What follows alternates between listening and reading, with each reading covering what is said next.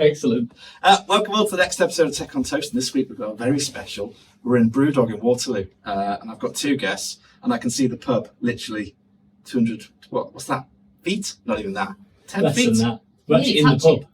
Yeah, it's close. I should introduce these people.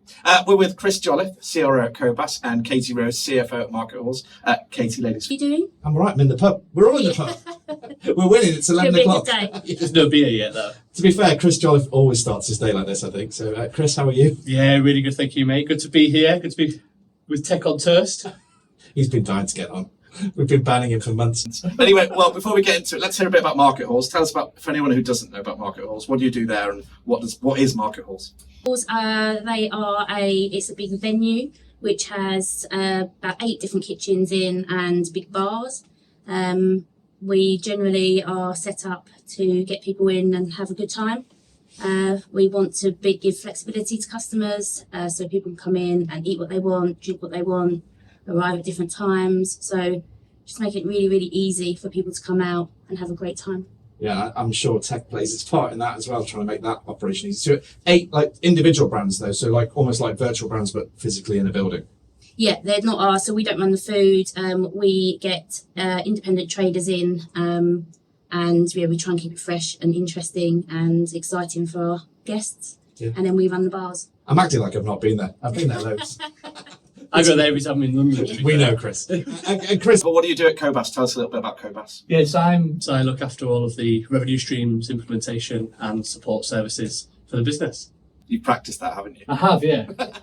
And what do you do? How do you guys meet then? How are you friends? That's all my friends, for a long time. So funny enough, I actually met Katie when I worked in my previous role. She was a client then.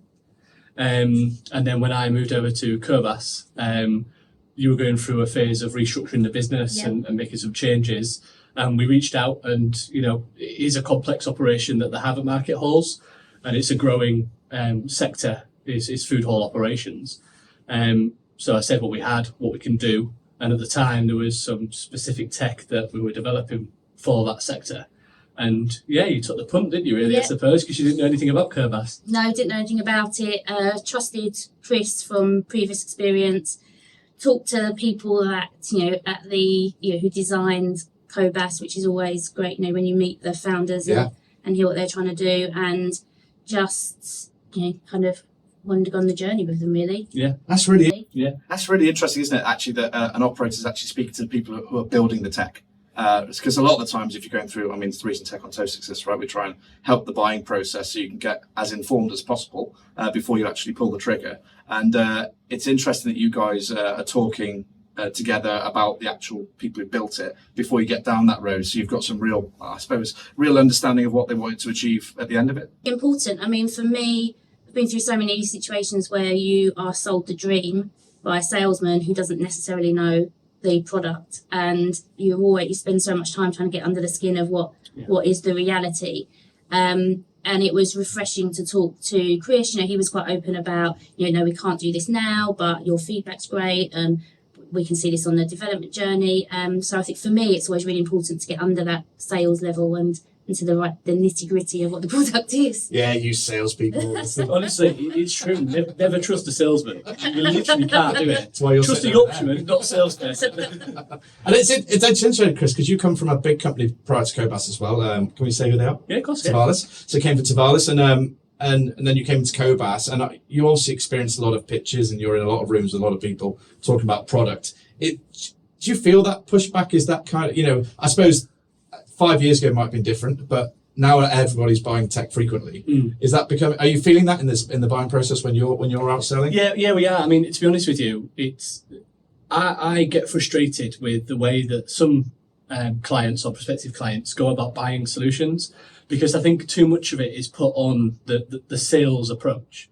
We could put together in a vacuum a presentation that looks amazing and gives you all the buzzwords you need to have, but ultimately might not fulfill your requirements. What I've always tried to do is have a more consultative approach and just go, well, look, here's the pit, here's the shiny deck. You're going to love it because it's designed for you to love it. But actually, let's talk about what you've got, what you need and what you want. And then once you understand those requirements, you can actually start setting those expectations, because that is the biggest thing. Me and Katie had a conversation only recently where she's like, I want to do this thing. And I'm like, well, fine, but we've got to look at it, we've got to spec it, we've got to put it into production. A lot of people historically might have just gone, yeah, no worries, we'll do that, and it doesn't help anybody. But the latter part for me is people take that initial meeting or series of meetings as gospel. I'm trying to encourage people to ring up the support line of the companies that you're looking at. See what the support's like. Log a support ticket, because that's a bugbear for a lot of businesses. Look at the reviews. Look at why the reviews are how they are. If there is a negative review, speak to that person and find out. If there's a positive review, speak to that person and find out. Because we're here ultimately to grow our brand and grow our business. And we're going to do it honestly, and some people don't. So it's all about trying to weed those people out, because they are there. But a lot of people do operate in good favour and with ultimately developing friendships in the industry. And it's really interesting, right? I put a review function on Tech on Toast, and I think we've had about 25, 30 reviews come through for various different clients. And I think people are really resistant of reviewing, or operators are really resistant of reviewing tech, because I expected more, right? I think because and people are sharing, saying they're on Tech on Toast. But is it a thing, Kate? Do you want to put your name against a piece of tech, or are you, or is it are you a bit nervous about kind of what's the word? Authorizing. I'll think of a better word in a minute. Interesting actually, because it wouldn't come naturally to me to think about reviewing something in that scenario. Like, review a hotel, a restaurant, but it wouldn't be the first thing I think about going to a review. But do you feel like it, because obviously it's a business relationship, because when you're reviewing a restaurant or a hotel, it's a personal thing where you've stayed there or you've eaten something. But this is different, right? Because it's a business relationship where you're reviewing a piece of tech that you might not be with forever, or you might have internal issues that no one knows about. So I wonder if that causes a bit of resistance sometimes when people want asking for reviews. And I'm always happy to do kind of testimonials and things like that. So I think the next step would be to do a review. I guess I've never been asked. Okay, well, we'll change that right after this. You'll get this is going to be a link in your inbox. And this is the thing, like, people do lean on reviews, and I could ask Katie now. Look, here's a link. You just give us a review, and she'd give it because she's got the time to do it. But the inclination for her to do it off her own back is probably next to none. Yeah. You do see a lot of people taking to reviews in act of frustration or to get a response.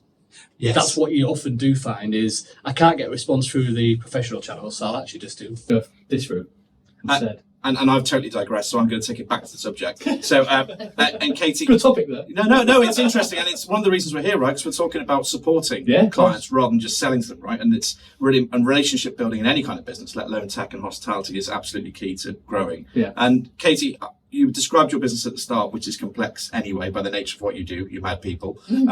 So what kind of barriers are you facing, I suppose, daily? Like what things are you up against that I suppose that tech could solve, but what by essence does you walk in the door on a Monday morning? What are you faced with?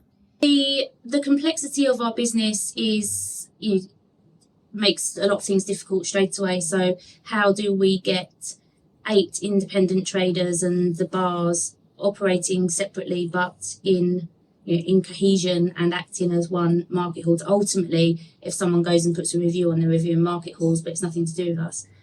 If someone's cooked something poorly or something. So there's lots of complexities around that. Outside of our business specifically, the normal, staffing is a huge issue. How is that? Sorry, so I know everyone's struggling with it, but is it getting better? Is there any kind of light at the end of the tunnel, or does it feel the same? Well, we started off relatively well. I think we reopened after COVID, and actually we're really lucky with bringing people back that had worked with us previously. So while there was a lot of noise about staffing, we felt quite lucky. Right. But we're now seeing, we're now kind of with everybody else and seeing the difficulties.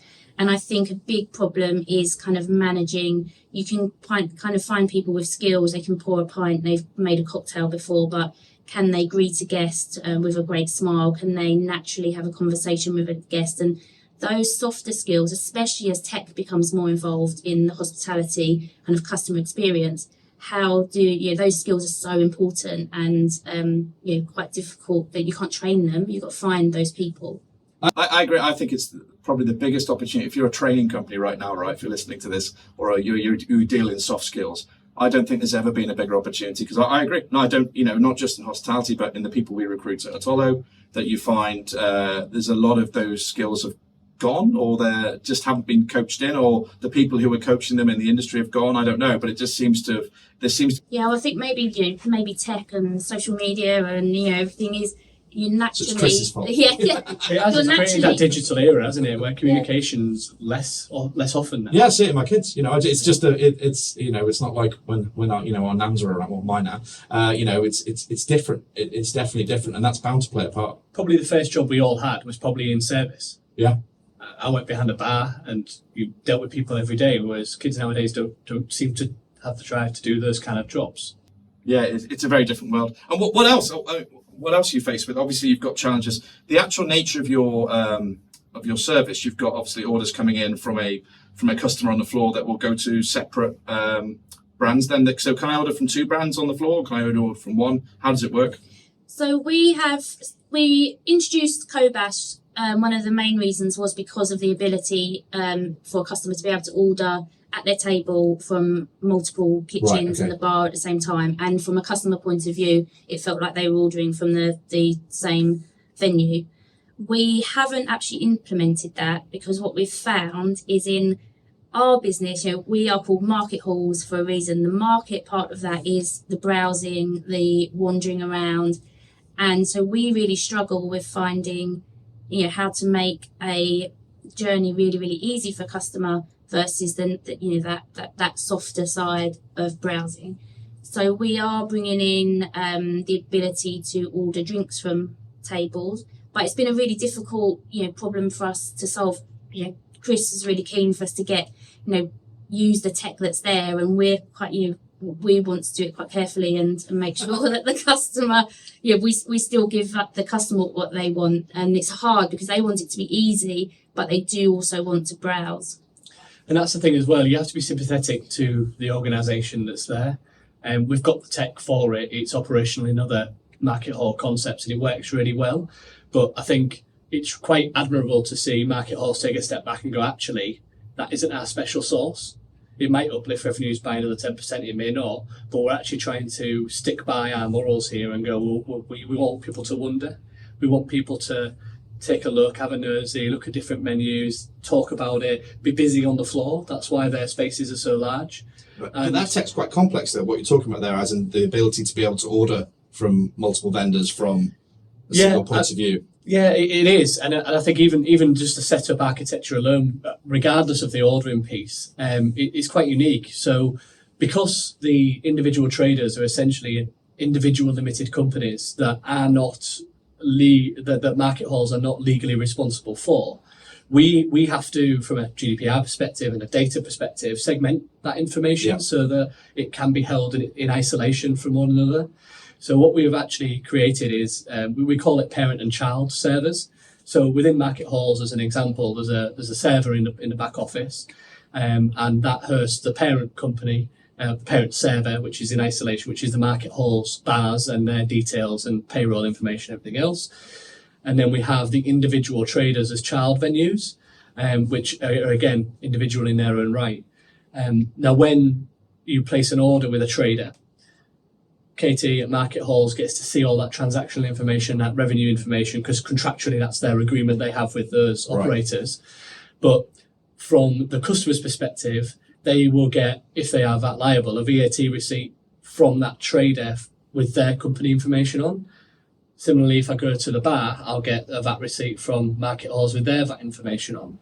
So we're compliant in that regard, and it's making sure that tax liability sits clearly with the entity that's trading under that umbrella. Wow. I mean, so the customers want to browse, because I get it. I went to there's one in Covent Garden, Seven Dials. Yeah, Seven Dials. So I went to Seven Dials, the other week, and but I wanted to have a browse, right? There's Mackie Mayer up in Manchester as well, and I was there the other week and I was just browsing, and I kind of get what you're saying. I think it's kind of nice to be able to get up and have a wander around and just kind of look, because it's the sights, the smells, it's the old visual stuff.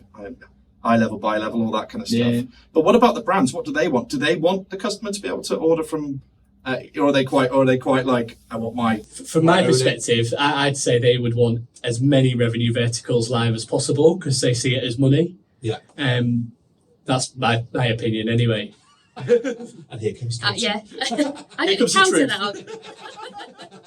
that. Well, we operate. So our traders operate out of small kitchens, Right. and with small teams. So actually having a queue at a kitchen is beneficial for them from a delivery point of view. They haven't got people waiting ages for food because it's managed naturally by the queue. If they had lots and lots of orders hit at at the same time, it's going to be really difficult for them to offer a great experience for the customer. So I think the nature again of our business and the tech's there that we could manage the amount of orders in any set time, etc. But it would be quite difficult for them to be hit. And can you see, like, because I imagine, say you had 8 brands, is there, obviously there's a most popular and there's a least popular because that's just the nature of our business is. How do you, how does that play out in terms of the customer? Do you tend, because what you're talking about there is when people get slammed and there's lots of people going for one. Do you get that a lot? Is there one or two particular kind of heroes of the whole, as it would be? Yeah. So anyone who's been to a market halls will have probably experienced the Go Pals queue. My favourite food. People will come from far and wide to have GoPals and quite happily queue for it. Other people will just, maybe they've come in for a GoPal, see the queue, but try something else. So it's quite varied. Yeah, no. Well, maybe I'll visit afterwards. Actually, I'm feeling peckish now. Just talking about what other tech are you using in your business then? So you've got obviously you're working with Kobas. What else do you do? Guest experience? What else do you use in there? So we've been very tech light for a long time, and we're only really just starting to move forward in that. Like we've spent Been so much busy time. opening up venues. haven't Yeah, you? I mean it's been Non-stop. the past kind of year has been really rebuilding, reopening, and really surviving. We've been just doing everything that we can to save the business. We're great. It's a great position now. We've got 3 successful venues, and we're looking forward. So now all of these conversations are really relevant. What we're really focusing on now is that kind of interaction with guests. So we've moved away from MailChimp to Airship, which we're hoping enables us to collate more data. They're on the show tomorrow. Literally in this room tomorrow. But yeah, Hi guys. I've got 2 of them at once. So yeah, it's going to be horrific. In a nice way if you're listening. But yeah. So how we interact with our customers really a focus, and what we'll definitely be using different tech on that, but we're kind of taking baby steps really. We're probably quite way behind everybody else, but again we want to do it right. We want to know before jumping into a massive solution, we want to know what we want that solution to look like. So we're taking it quite slowly, and then another big focus will be people and what tech we can use to improve our attracting staff, retaining staff, training staff. So we're just implementing Flow, which we think will be, make a huge difference for our staff. We're moving to full hospitality, which we think will be. So many people listening right now crying, going, "What about us?" It's all right, Kate. At least you've got something in place. Otherwise, you'll be very busy after this podcast. So it's definitely a focus, and it's great that we're now in a position where we can think about that. Yeah, I think it's really interesting that the world of tech, having delved in it now for a couple of years, obviously they believe heavily in their product, as Chris does, and for them it's like, now enabling you, now we can make your business better. And actually, they may be right, but the reality is that you've got so many other priorities in your life that you have to deal with in terms of, especially after the pandemic, bringing the business back, that actually this is the operator's priority. And it's interesting, isn't it? So from your process where you're trying to sell in, that's what it is, right? So when you're trying to gather new clients, whatever it might be, that your priority is this, and the operator's priority often is down here, unless it's a problem today, This brings us back to the original conversation. It's all about that relationship. So it's like I'm Kitty knows where I stand with it all. I'd love all my tech everywhere, but it's just not going to happen. And when we have conversations where we'll talk about what's available, and we'll discuss and we'll come to a conclusion that it's probably not right for the business right now.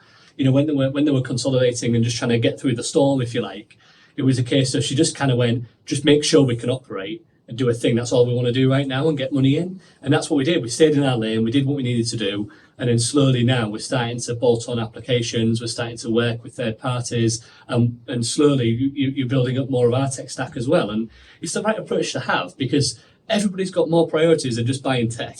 And they've got to run a business. Yes. But it's weird, isn't it, when you live in the world that I'm living in at the moment, because I speak to a lot of people like Chris daily, and their job is to sell their product, and then the operator's job is to serve customers. So it's like, and then never the twain shall meet, and somewhere in the middle we've got to kind of find this way of where it works, which takes me on nicely to my next question. So you've already explained this a little bit, but the buying process of tech, where you would you explained the way you met with Kobas, but if you had a carte blanche and you just talked about their baby steps, how would you like to, I suppose, understand the tech you want to buy, or where would you go and look for it? How would you kind of start having those conversations, or is there no process? At the moment, we kind of operate on it's not very process driven. No, but I don't think it is for anyone, right? But it's just interesting to understand, because I've never actually, I think when people are talking to operators, they're talking about a set product they're about to sell you, or you've expressed a need and they're talking. But I wonder if, how would you go out and find, so if you're looking for new furniture, if you're looking for new cutlery, if you're looking for a team, there's often a way you would do it. I wonder how that exists when it comes to buying hospitality tech. So the tech shows, the hospitality shows are great. They're great even when you're not looking for tech, to meet people, talk to people, the networking, bump into people and talk about what they're using and things like that. And just having contacts and conversations with people and keeping those conversations going, even if you're not necessarily looking for something at that time. And then once you're kind of looking for something specific, I think it's, for me, I want to move away from that, like you said, sitting in a room with a presentation and getting under the skin, going to see the developers, or seeing where the magic happens. Why? And not just being sold a dream, like really being able to unpick it, break it. I think I'm in Katie's head right now. I feel break it. I'm quite annoying.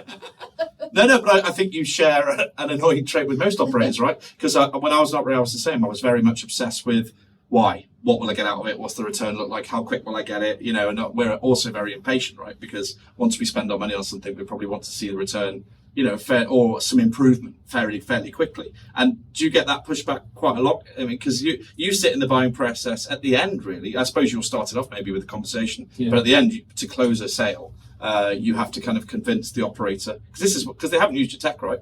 At this point. Exactly. It's difficult. Like you often find I'm probably giving a bit of a lifting up the hood a little bit here, but whenever you're going into a pitch and people are very honest, they'll often tell you who you're up against and who's bidding into it. And I've been in the industry the best part of a decade, so I know what people's price points are, I know what their USPs are, I know how they would have sold it, I know what references they would have given. So I can understand how to position it to give ourselves the best opportunity of securing the business. But, there's a lot of businesses out there that want every bit of business that's available in the market at all costs, no matter what. Yeah. Whereas last year, I think we probably turned down like £250,000 worth of revenue because either it wasn't a good fit for our business, we couldn't deliver on the tech requirements that they wanted, or we just bowed out because the commercials weren't right for us at the time. Yeah. And when I decided to move away from my previous company, that was kind of what I was looking for, oddly, was an environment where with myself and the other board members, we can go, actually, this isn't going to be right for us. Let's step back. And that, as a commercial person, it's like jumping in a bath of acid. It's painful. Yeah, it does. It's not something that comes lightly at all. But it's why I chose to join a board, which was me as a commercial and 2 tech people. Because the decisions are always commercially led. Let's get the new shiny thing. Let's get revenue in. Yeah. It's let's be stable. Let's consider our run rate. Let's consider what developments we've got on the roadmap. And it's really refreshing to see from that point as well. No, I think that's absolutely key. And you talked about relationships right at the start. And I think when I've had problems in the past with, whether it be a tech solution or just a supplier, a veg supplier, whatever, relationship always saves it, right? Yeah. Or gets you to the point. It's like a marriage. Gets you to the point of having, if it's half decent, you'll probably find a way of fixing it. And is that the same for you, Katie, when you're dealing with suppliers generally? Do you find that when you've got those awkward relationships, they're easier to cut away? I suppose this is an obvious question. Yeah, definitely. And I think, part of having those relationships as well is that you are both on a journey together. So what I know, kind of working with Kobas and other people we work with, is that their tech is evolving as the world evolves. And I think that's never, more key as it is now. It probably 10 years ago, it probably wasn't so relevant. So what quite often we found ourselves, the situation we found ourselves in was we get a piece of tech in that is, top of the market at the moment. It's trailblazing, and then suddenly they stand still.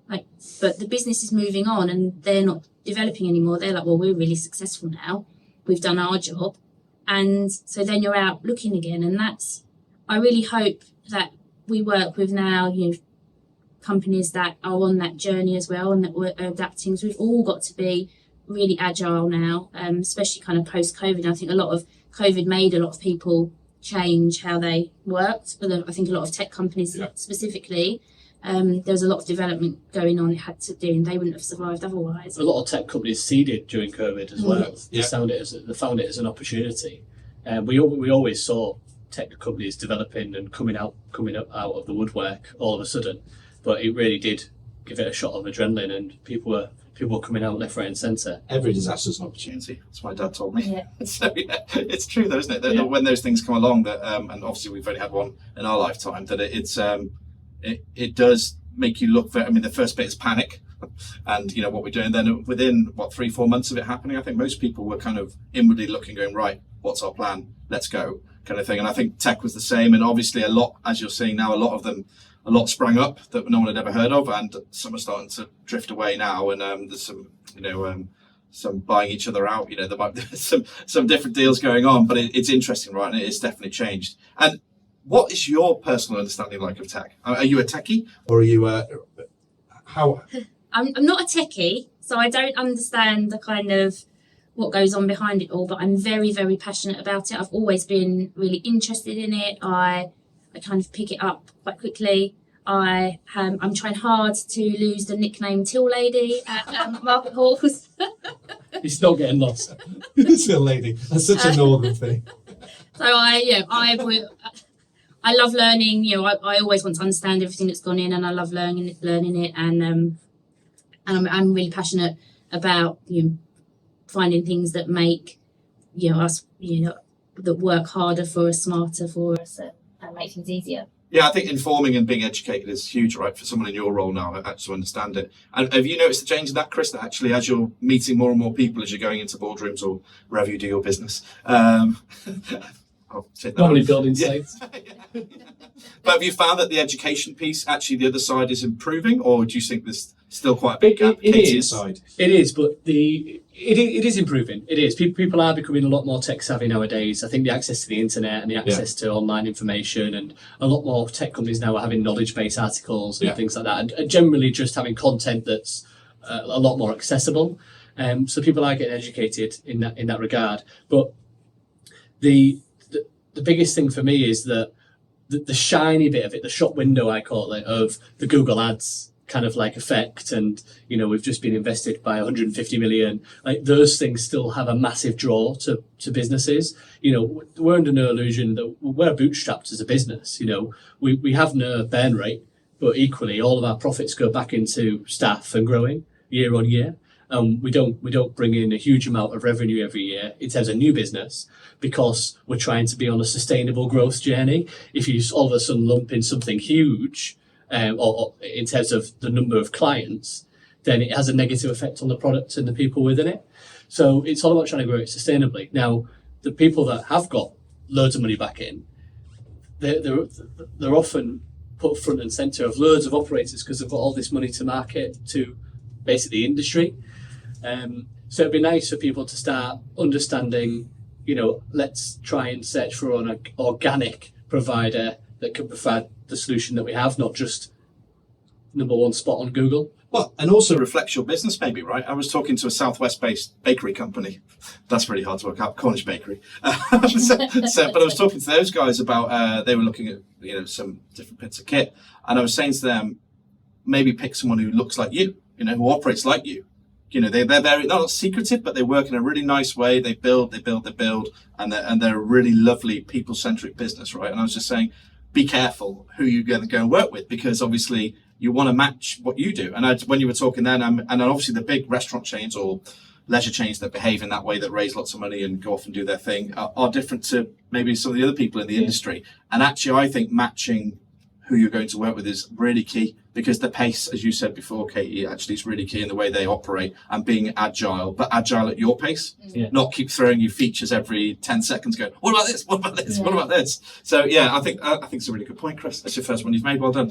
You get a badge. Tech on Toast badge for Chris. And what about the future, Katie? What do you think will happen? So you've got, obviously you're solving problems now. As you said, you've just come out of, obviously not just come out of COVID, but you're on your way back to growth, and you've got, was it 4 sites now? 3 sites. 3 sites. Fourth coming? We're not allowed to say. Watch this space. I love where they do that. So we are now very much, it's been a really quick transition from surviving, rebuilding, taking a very, very quick breather, and then, right, what's the future? Our CEO, Andy, who's the founder, does not stand still. So he's always looking for the next He's thing. Welsh. Why would he stand still? he gets a badge too. He gets a badge too. So we are very much now on the, we want to start celebrating market halls. We've kept quite quiet. We've been off the radar a bit, doing our own thing, getting back to where we need to be. Now we want to celebrate that. We are looking at expansion. We're looking at growing. So it's really exciting to finally be looking forward and doing things like that. And if I could build a bit of tech for you with Chris tomorrow, that would solve a problem for you, what would you like? I think it's going to go way off. Doesn't matter. You can pick up. There's no budget.